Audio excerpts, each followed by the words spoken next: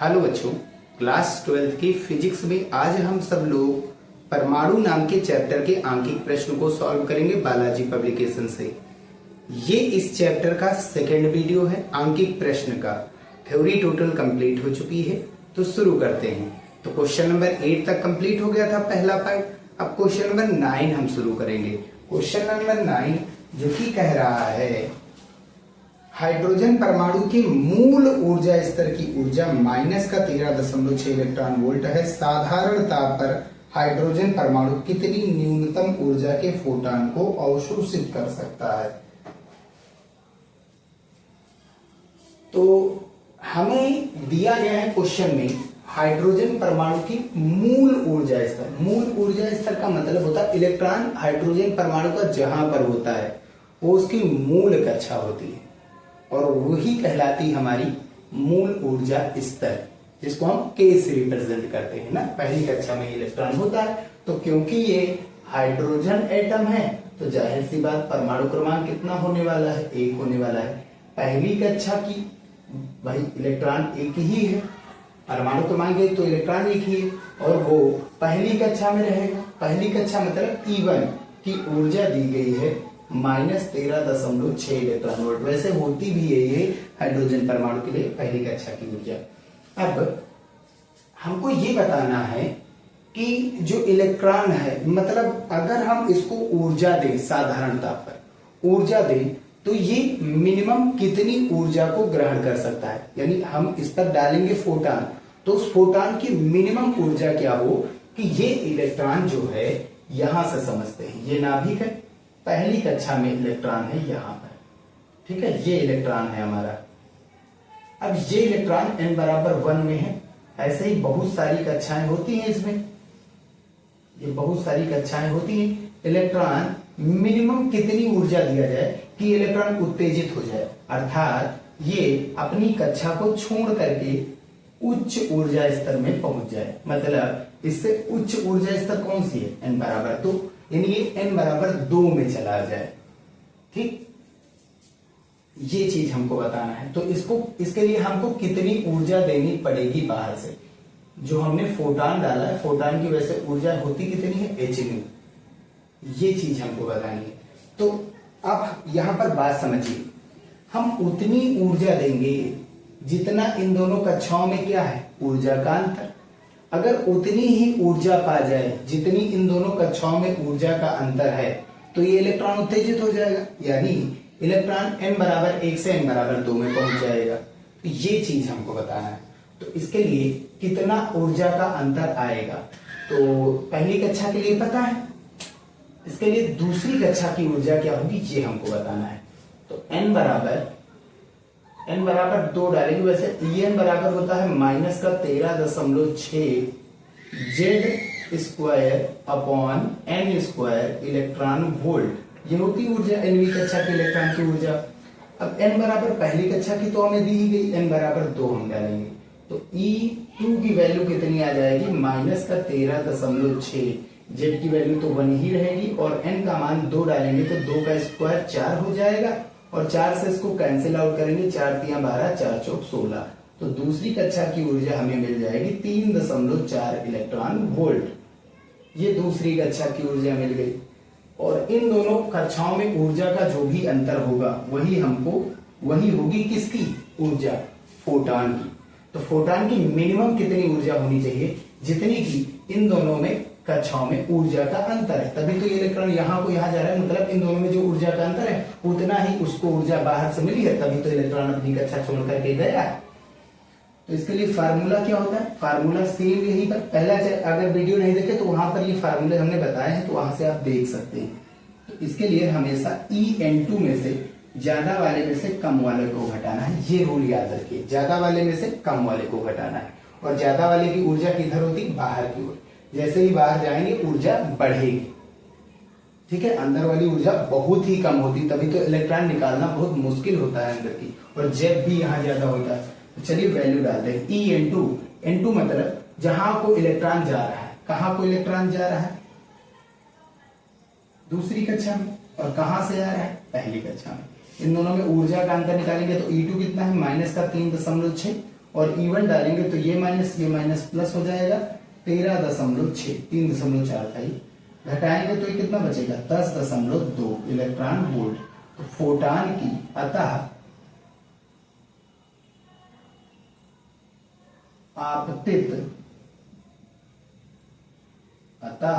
आपतित फोटॉन की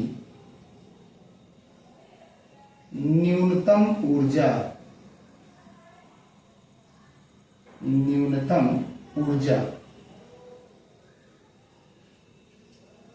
10.2 इलेक्ट्रॉन होनी चाहिए, जिससे कि ये हाइड्रोजन परमाणु के इलेक्ट्रॉन को उत्सर्जित कर सके, मतलब उत्तेजित कर सके।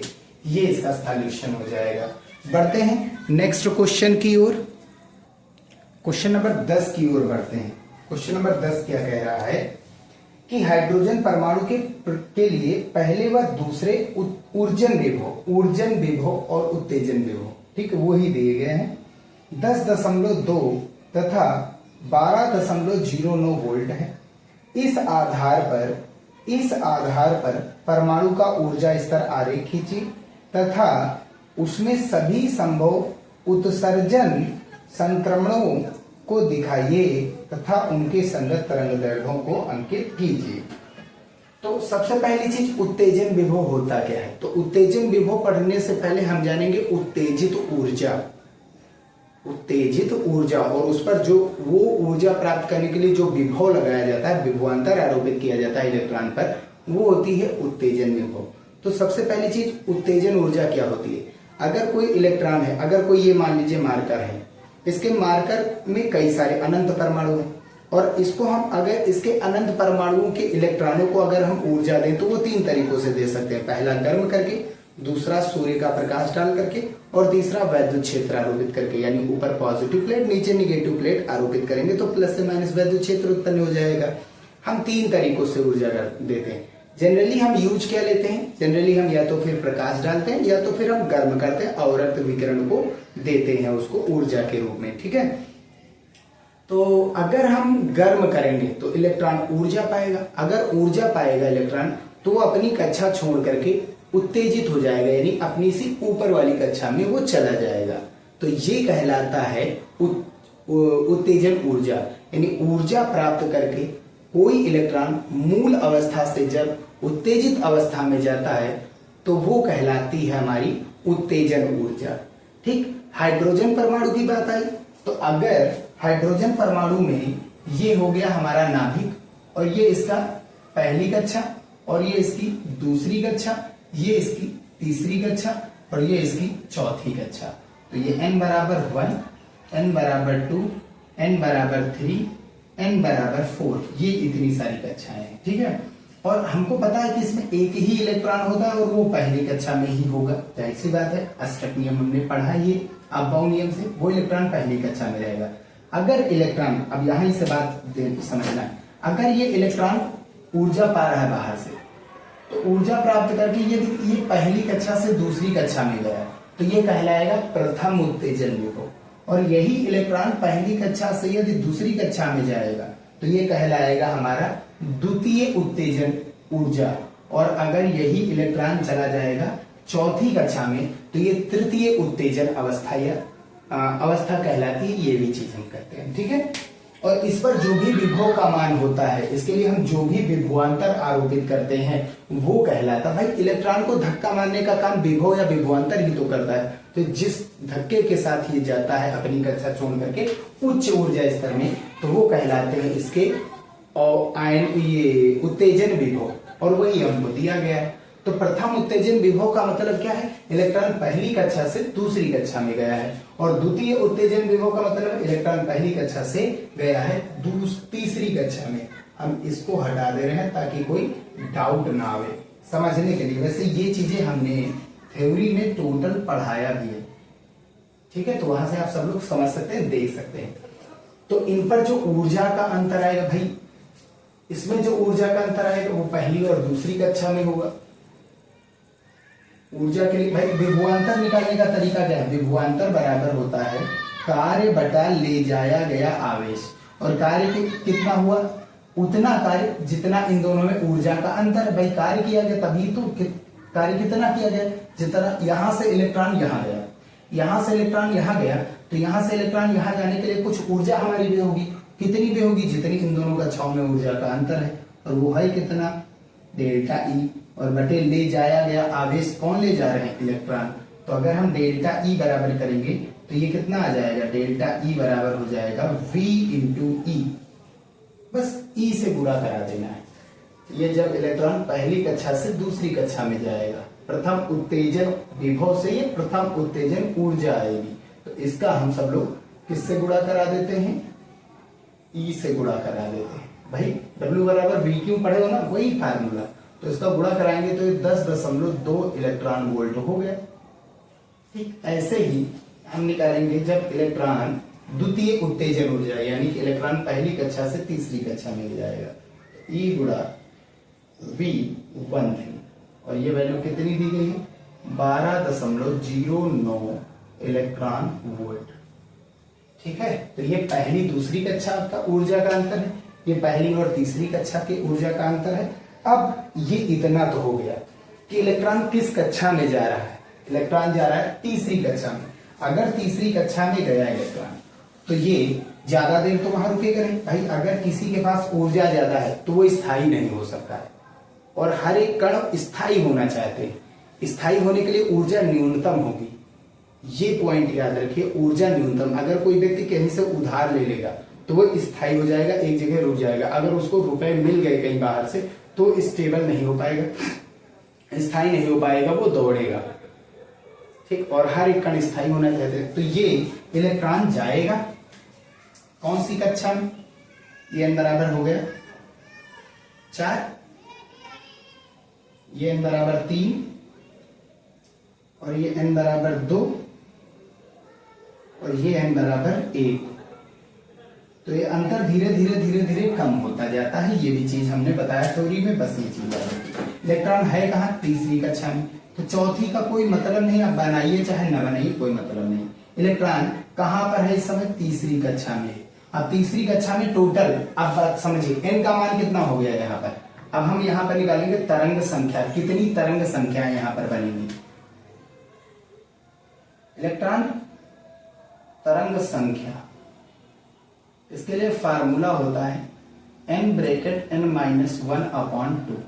n मतलब एक्साइटेड स्टेट, इलेक्ट्रॉन कहाँ अधिकतम गया है, अधिकतम किस कक्षा में गया, तीसरी कक्षा में। तो n का मान 3 डाल देंगे, तो 3 ब्रैकेट में 3-1/2 सॉल्व करेंगे तो 3 गुणा 2/2 कैंसिल आउट, तो टोटल कितनी तरंगे बनेगी, 3। अब वो 3 तरंगे कौन कौन सी होंगी, पहली तो बनेगी जब इलेक्ट्रॉन तीसरी कक्षा से कहां आवे, खुद पहली कक्षा में।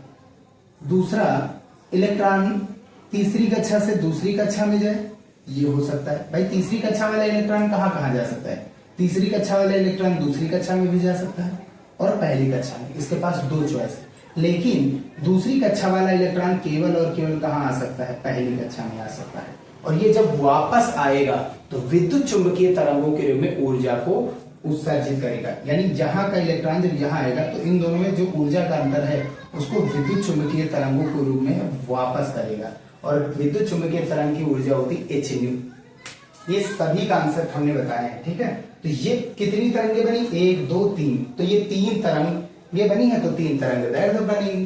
तो पहली तरंग दैर्ध्य क्या बनी, पहली तरंग दैर्ध्य जब इलेक्ट्रॉन दूसरी कक्षा से पहली कक्षा में है, यानी संक्रमण जो हो रहा है इलेक्ट्रॉन का संक्रमण जो है, इलेक्ट्रॉन का संक्रमण का मतलब है इलेक्ट्रॉन का एक कक्षा से दूसरी कक्षा में आना जाना, ये कहलाता है संक्रमण। किस कक्षा से हो, दूसरी से पहली कक्षा में, ठीक है। तो यहां पर हम ये वाला फार्मूला निकालते हैं, लगाते हैं, बहुत बेहतरीन फार्मूला है ये, ठीक है।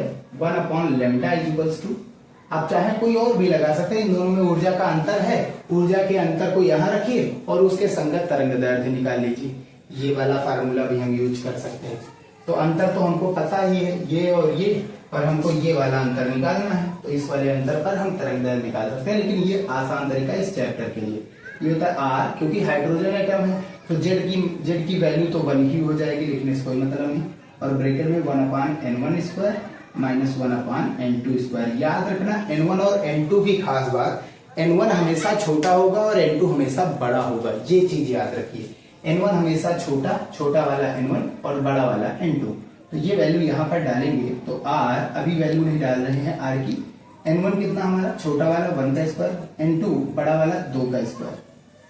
जहां कोई इलेक्ट्रॉन जाता है जहां से आता है, ये पॉइंट याद रखिए, ठीक है। उच्च ऊर्जा स्तर या निम्न ऊर्जा स्तर, ऐसे भी 2 का स्क्वायर 4, 1 का स्क्वायर 1, यानी 1 आया, ये 1/4, तो 4 × 4 भी सही गया 3r/4। पलट दीजिए क्योंकि हमको लैम्डा चाहिए, तो 4 के बटे में कितना आ गया, 3r आ गया। r की वैल्यू डालेंगे तो r की वैल्यू जो होती है, r की वैल्यू जो जनरली होती है रेडबर्ग नियतांक की 1.099 भी होता है, कुछ जगह 7 भी होता है। इसको निकालेंगे भी आगे वाले क्वेश्चंस में, और इंटू 10 की पावर 7 पर मीटर होता है। तो ये लगभग हम 1.1 इसको डाल देते हैं और इंटू में 10 की पावर 7 रख देते हैं, और यहां से पॉइंट हटाएंगे तो ऊपर एक 0 बढ़ जाएगा, तो 7 नीचे प्लस है, ऊपर जाएगा तो माइनस। 40 के बटे में 33 और गुणा में 10 की घात -7। अब 40 को रखेंगे अंदर और 33 को रखेंगे बाहर, कैंसिल आउट करते हैं, तो 33 × 33 घटाएंगे तो बचा 7, पॉइंट लगा देते हैं, 0 बढ़ेगा। अब 2 बार जाएगा, 33 दूना 66, बचा कितना 4, पॉइंट लगाएंगे, 0 पॉइंट लगा है, 0 बढ़ाएंगे, फिर से कितनी बार जाएगा, 1 बार, फिर 2 बार, फिर 1 बार, फिर 2 बार, यही चलता रहेगा। और 1.2122121 ऐसे चलेगा, 1.21212 इंटू 10 की पावर। याद रखिए हम यहाँ पर 3 0 प्लस के जोड़ रहे हैं और 3 0 माइनस के जोड़ेंगे तो -10 हो गया। चेंज करने के लिए एंगस्ट्रॉम, भाई 3 0 हमने माइनस के जोड़े तो -7 पहले से थे, 3 और जोड़े माइनस के 10 हो गए, और 3 प्लस के मतलब दशमलव कितने अंक पीछे चला जाएगा, 3 अंक चला जाएगा। प्लस के ना 1000 से गुणा करेंगे तो दशमलव पीछे चला जाएगा, कितने अंक, 3 अंक, 1 2 3, ये बन जाएगा 1212.12 एंगस्ट्रॉम इसकी वैल्यू हो जाएगी। ये मिल गई हमारी तरंग दैर्घ्य। जब कहां से कहां संक्रमण हो रहा हो, 2 से 1 में, 2 से 1 में। आंसर हो गया, ठीक है। ऐसे ही हम सब लोग निकालेंगे, इसको इरेज कर रहे हैं, ऐसे ही हम सब लोग निकालेंगे अगला संक्रमण। जब 3 से 1 में आ रहा हो इलेक्ट्रॉन, यानी इलेक्ट्रॉन का संक्रमण तीसरी कक्षा से कौन सी कक्षा में, पहली कक्षा में। फार्मूला वही 1/λ ब्रैकेट में 1 तीसरी से पहली में हो रहा है, 1 छोटा वाला 1/n1 स्क्वायर। यही फार्मूला हम यहाँ अप्लाई कर रहे हैं, ठीक है, यही फार्मूला हम यहाँ अप्लाई कर रहे हैं। तो छोटा वाला n1, बड़ा वाला n2, तो n1 का मान कितना है 1, तो 1 का स्क्वायर 1 ही, माइनस n2 बड़ा वाला मान 3 का स्क्वायर 9, तो 9 1 का 9 में से 1 गया 8 r/9 हो गया। अब इसको सॉल्व करते हैं।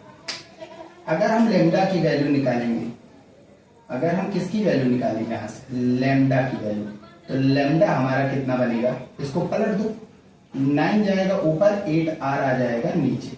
अब वैल्यू डाल देते हैं r की वैल्यू अभी वही डालेंगे, ये 31 है ना, लैम्डा 31 9/8 इंटू 1.1 10 की पावर 7, पॉइंट हटाएंगे ऊपर 0 बढ़ेगा, कैंसिल आउट करेंगे इसको, 2 से 2 चौको 8 और ये 45।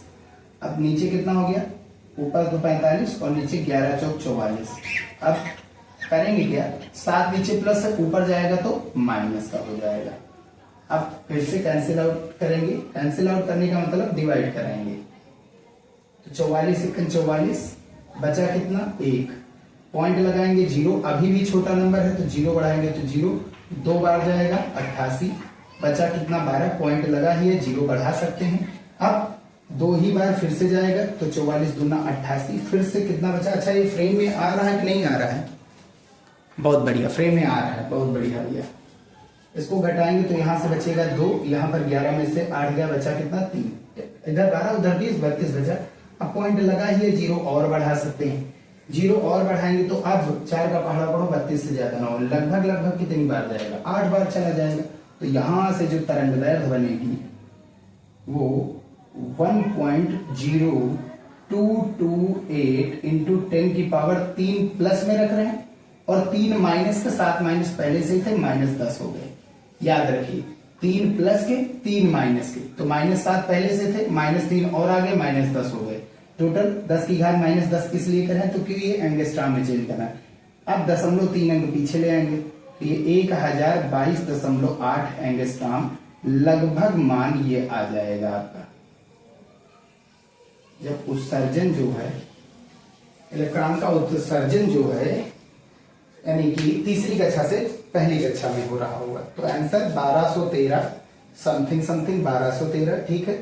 1023 समथिंग समथिंग 1023 एग्जैक्ट आंसर उन्होंने केवल रखा नहीं है, एग्जैक्ट आंसर ऐसे ही आएगा, बस वो इतना लिख रहे हैं। अब इसका स्क्रीनशॉट ले लीजिए। लास्ट बचा है, जब इलेक्ट्रॉन तीसरी कक्षा से दूसरी कक्षा में गए, संक्रमण कौन सी कक्षा में हो रहा,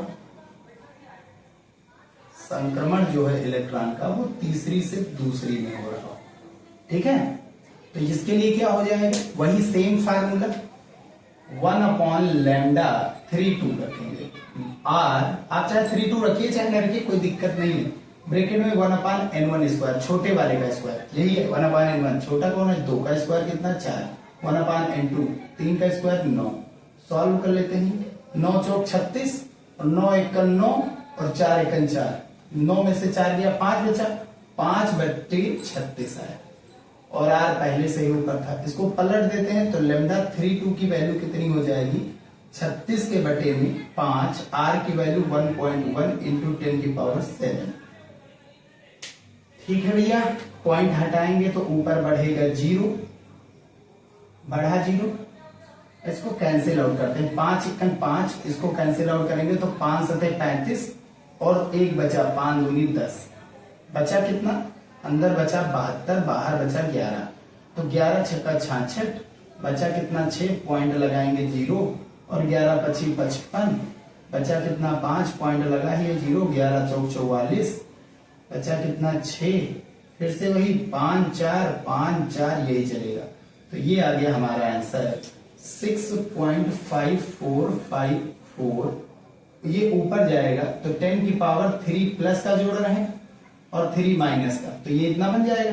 अभी ऊपर गया माइनस, 3 माइनस पे जोड़ेंगे प्लस का, 3 माइनस का, तो हो गया ये 7, ऊपर आया माइनस पहली चीज, तो ठीक 7 माइनस किया, अब 3 प्लस के जोड़े 3 माइनस, 7 पहले माइनस थे, टोटल कितने हो गए 10 माइनस, और ये बन गया हमारा 10 की घात -10 मीटर यानी एंगस्ट्रॉम, और यहाँ से 0.3 अंक पीछे जाएगा, तो ये 6500, यहाँ से तरंग दैर्ध्य जो बनेगा, यहाँ से तरंग दैर्ध्य बनेगा 6545.4 एंगस्ट्रॉम। ये बन गया आपका आंसर। अब यहाँ से एक बात नोटिस करिए, आगे क्वेश्चन बनेगा, ये क्वेश्चन बनेगा, तो क्वेश्चन क्या बनेगा, कहाँ की तरंग दैर्ध्य सबसे ज्यादा है, तो ये चीज ध्यान से समझिए। जहां का ऊर्जा, जहां के लिए ऊर्जा कम, वहां की तरंग दैर्ध्य ज्यादा, जहां पर ऊर्जा का अंतर ज्यादा, वहां की तरंग दैर्ध्य छोटी, तो ये चीज याद रखिए। तो ऊर्जा का अंतर कहां पर सबसे ज्यादा हो रहा है, ये समझिए। ऊर्जा का अंतर यहाँ सबसे कम है, तो इसकी तरंग दैर्ध्य सबसे बड़ी आ गई। यहाँ की तरंग दैर्ध्य सबसे बड़ी, तो यानी यहाँ पर ऊर्जा का अंतर सबसे ज्यादा है, जब तीसरे से दूसरे में आएगा। और यहाँ से यहाँ पर जब इलेक्ट्रॉन आएगा तो सबसे कम ऊर्जा 12, तीसरे से पहले में ये सबसे कम ऊर्जा है, सबसे अधिकतम ऊर्जा यहाँ पर, सॉरी माफ कीजिए, यहाँ से यहाँ पर आएगा। जितना ज्यादा बड़ा अंतर होगा ये कक्षाओं का, स्तर का जितना बड़ा अंतर होगा वो उतनी बड़ी ऊर्जा होगी। वहां पर ऊर्जा बड़ी होगी तो तरंग दैर्ध्य छोटी होगी, ये चीज याद रखिए। ऊर्जा बड़ी है, ऊर्जा का अंतर बड़ा है तो तरंग दैर्ध्य छोटी, ऊर्जा का अंतर छोटा है तरंग दैर्ध्य बढ़ी, ऊर्जा का अंतर और छोटा है, तरंग दैर्ध्य और बड़ी आ गई, और ये दृश्य तरंगों में आएगी। क्यों? क्योंकि इलेक्ट्रॉन जब दूसरी कक्षा में आता है तो फिर वो बामर श्रेणी में आता है, जब इलेक्ट्रॉन वापस आता है पहली कक्षा में तो लाइनर श्रेणी परावैंगनी क्षेत्र में मिलती है, और बामर श्रेणी मिलती है दृश्य क्षेत्र में। और दृश्य तरंगों की दृश्य प्रकाश की तरंग दैर्ध्य 3900 एंगस्ट्रॉम से 7800 एंगस्ट्रॉम है, और ये इसके इन बिटवीन आ रही है तरंग दैर्ध्य। ठीक है, स्क्रीनशॉट लीजिए। नेक्स्ट क्वेश्चन की ओर बढ़ते हैं, क्वेश्चन नंबर 11 की ओर बढ़ते हैं। क्वेश्चन नंबर 11 क्या कह रहा है? कह रहा है निम्नतम अवस्था में विद्यमान हाइड्रोजन परमाणु एक फोटॉन को अवशोषित करता है। इसे n बराबर 4 स्तर में उत्तेजित कर देता है। ठीक है, फोटॉन की तरंग दैर्ध्य तथा आवृत्ति ज्ञात कीजिए। तो एक कोई फोटॉन है। फोटॉन होता क्या है? तो अब फोटॉन होता है ऊर्जा का बंडल, यानी ऊर्जा जहां पर स्टोर रहती, एक जगह रहती, उसको फोटॉन कहते हैं या क्वांटा कहते हैं। ठीक है, अब ये फोटॉन जिस पर भी पड़ेगा, जिस इलेक्ट्रॉन को मिलेगा, इसका मतलब उसको ऊर्जा का बंडल मिल रहा, ऊर्जा मिल रही, और अगर उसको ऊर्जा मिलेगी तो इलेक्ट्रॉन अपनी कक्षा छोड़ करके चला जाएगा, उत्तेजित हो जाएगा। ठीक है, निम्नतम ऊर्जा स्तर से उच्चतम ऊर्जा स्तर की ओर पहुंच जाएगा जब इलेक्ट्रॉन को हम ऊर्जा देते हैं। ठीक है, तो उत्तेजित हो जाता है। तो इलेक्ट्रॉन उत्तेजित हुआ, हाइड्रोजन परमाणु है तो जाहिर सी बात है Z का मान 1 होगा, और ये Z का मान 1 है तो ये किस कक्षा में रहेगा? n बराबर पहली कक्षा, ये इलेक्ट्रॉन पहली कक्षा में। ठीक, और ये पहली कक्षा से किस कक्षा में गया? ये दूसरी, ये तीसरी और ये चौथी, ये n बराबर 4 में चला गया। ठीक, कब? जब इसको मिलता है फोटॉन, ऊर्जा मिलती है बाहर से, और फोटॉन की ऊर्जा होती कितनी है? h में। ठीक, तो जो ऊर्जा मिल रही है उस ऊर्जा पर तरंग दैर्ध्य का मान क्या होगा, इसके बारे में हमें बताना है। तो सबसे पहली चीज, ऊर्जा मिलेगी कितनी, ऊर्जा कितनी ये ले रहा है इलेक्ट्रॉन, जितनी इन दोनों कक्षाओं में अंतर है ऊर्जा का, उतनी ही ये इलेक्ट्रॉन ऊर्जा ग्रहण करेगा। इलेक्ट्रॉन n बराबर 1 से 4 में जा रहा है, उत्तेजित हो रहा है पहली कक्षा से चौथी कक्षा में, तो इसका मतलब है ये इन दोनों कक्षाओं में जो ऊर्जा का अंतर है उतनी ही फोटॉन की ऊर्जा उसको मिल रही है, उतनी ही ऊर्जा उसको मिली है जितनी की यहां से यहां तक की अंतर में है। तो इस अंतर को कौन दे रहा है ऊर्जा, भरपाई कौन कर रहा है? फोटॉन। तो उस फोटॉन की तरंग दैर्ध्य क्या होगी और आवृत्ति क्या होगी ये बताना है। इतने के लिए इस पैटर्न पर इनके बीच, तो इसके लिए फार्मूला लगाते हैं। इलेक्ट्रॉन n1 बराबर कितना होगा? पहली कक्षा में इलेक्ट्रॉन है 1, n2 का मान 4, 1 लैम्डा बराबर r z स्क्वायर ब्रैकेट में 1/n1 स्क्वायर और माइनस का 1/n2 स्क्वायर। ठीक, तो 1 लैम्डा बराबर r की वैल्यू भी डाल नहीं रहे हैं, z का मान परमाणु क्रमांक एक ही, हाइड्रोजन एटम है तो एक ही आएगा। n1 मतलब छोटा मान, n का छोटा मान क्या है? 1 का स्क्वायर माइनस n2 क्या है हमारे पास? 4, बड़ा वाला मान 4 का स्क्वायर। सॉल्व करेंगे तो r ब्रैकेट में 1 माइनस 1 बाई 1 का स्क्वायर 1 ही होता, 1/1 1 ही होगा, और 4 का स्क्वायर 16, 16 में से एक गया, कितना बचा? 15, और बटे में 16, ऊपर r पहले से ही था और यहां से मिला 1/लैम्डा की वैल्यू, और लैम्डा बराबर करेंगे तो 16 के बटे में 15r होगा, और 16 के बटे में 15r का मान 1.1 इंटू 10⁻7 डाल रहे हैं। पॉइंट हटाएंगे तो ऊपर बढ़ेगा 0, 5 से काटो, 5 तिया 15, और ये 5 तिया 15, 5 दूनी 10, तो ये आएगा कितना? 7, नीचे प्लस का ऊपर जाएगा माइनस, तो 32 के बटे में कितना हुआ? ये 11 तिया 33। ठीक है भैया, और ऊपर गया तो ये 7 क्या हो गया? माइनस का। किसका हो गया? माइनस का। अब 7 माइनस का है तो इसको डायरेक्टली हम कितने माइनस बना रहे हैं? 10 माइनस। 10 माइनस बनाने का मतलब इसके 3 माइनस के 0 जोड़े गए हैं, तो 3 हमने किसके जोड़ दिए? प्लस के। अब इसको कैंसिल आउट कर लेते हैं, तो बचा अंदर कितना? 33,000, और बाहर कितना है? 32। सॉरी माफ कीजिए, यहाँ पर है 32,000 और बाहर है, नीचे है 33। तो ये कितनी बार जाएगा? तो ये जाएगा तो है 9 बार जाएगी, लगभग 9 त्रिक 27 के साथ 9 त्रिक 27 और 2 29, सॉल्व करेंगे तो यहाँ से बचा क्या 3 और यहाँ पर बचा कितना 31 से 29 गया बचा 2। अब यहाँ पर आगे एक 0 उतार लेते हैं तो ये कितना हो गया 300 230। अब कितनी बार जाएगा 3 का पहाड़ा पढ़ो 23 से ज्यादा ना हो तो 7 बार जाएगा। 7 त्रिक 21 के 8 7 त्रिक 21 और 2 23 तो ये तो ज्यादा हो गया। तो अब कितनी बार जाएगा 6 बार। अभी नंबर है ना तो 6 त्रिक 18 के 8 6 त्रिक 18 के 8 बचा कितना 1 6 त्रिक 18 और 19 यहाँ 2 वहां 30 तो ये कितने बचे 32।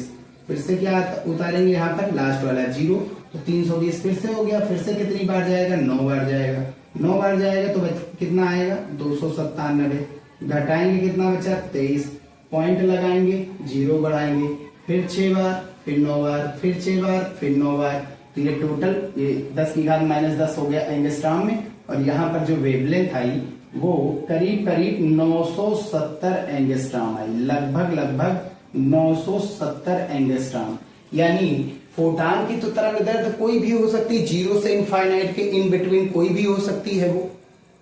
ठीक अगर फोटान की तरंग दैर्घ्य इतनी हो सकती है 0 से इनफाइनाइट के बीच तो उसको कितनी तरंग दैर्घ्य मिल रही है कि वो n बराबर 1 से 4 में जा रहा है। तो उस 0 से इनफाइनाइट का कौन सा बीच वाला हिस्सा उसको मिल रहा है तो ये बीच वाला हिस्सा इसको अगर मिलेगा तो ये 1 से 4 में जाएगा। अब इस पर हमको निकालना क्या है वैसे 972 आ रहा है। ठीक है कोई बात नहीं लगभग इतना ही मान आएगा क्योंकि ये बहुत छोटी वैल्यू है।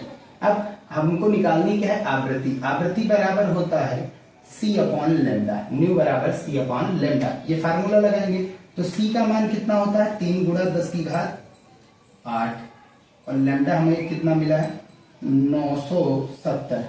तो सॉल्व करेंगे तो ये कितना आएगा। अच्छा एंगस्ट्रॉम में है तो एंगस्ट्रॉम को मीटर में चेंज करेंगे 10 की घात -10 तो ये आएगा कितना। पहले ये सॉल्व करते हैं तो यहाँ पर हम पहले से ही क्या कर रहे हैं 3 जीरो इसको बढ़ा करके दे रहे हैं 3 जीरो इसको दिए दे ही रहे हैं। तो अगर 3 जीरो इसको दे देंगे तो यहाँ पर 3000 हो गया और बचे कितने यहाँ पर 5 जीरो। अब -10 ऊपर गया तो +10 हो जाएगा। -10 ऊपर गया +10 और 5 जीरो पहले से थे 10 और 5 कितने हो गए 15 और नीचे कितना है 970। 0 से 0 क्या हो गया कैंसिल हो क्या ये 97 किसी से कटेगा नहीं कटेगा। तो ये अंदर रखेंगे 300 और बाहर रखा है 97 कितनी बार जाएगा। अब ये करीब 10 का पहाड़ा पढ़ो 300 से ज्यादा ना जाए 300 है ना 30 से ज्यादा ना जाए तो लगभग 3 बार चला जाएगा। 3 सते 21 के 1 बचा 2 3 और 27 और 2 29 घटाएंगे कितना बचा 9 पॉइंट लगाएंगे 0 अभी भी 0 बढ़ाएंगे तो फिर से यहाँ 0 900 हो गया। अब कितनी बार जाएगा लगभग 9 बार। तो ये समथिंग 3.1 इंटू 10 की पावर 15 हर्ट्ज आ जाएगी आवृत्ति इसकी आएगी किसकी फोटान की। तो फोटान की आवृत्ति इतनी होगी। ठीक है 3.09 आ रहा है तो 3.09 ही आ रहा है तो 3.09 ही लिख दीजिए कोई बात नहीं इंटू 10 की पावर 15 हर्ट्ज यही आंसर हो जाएगा इसका। और बस हम यहीं पर वीडियो समाप्त करते हैं। नेक्स्ट वीडियो में हम सब लोग क्वेश्चन नंबर 12 13 और कम से कम 15 या 16 तक सॉल्व करेंगे। तो मिलते हैं फिर भैया नेक्स्ट वीडियो में। वीडियो पसंद आए उसे लाइक और चैनल पर नए हो सब्सक्राइब करके जरूर जाइए।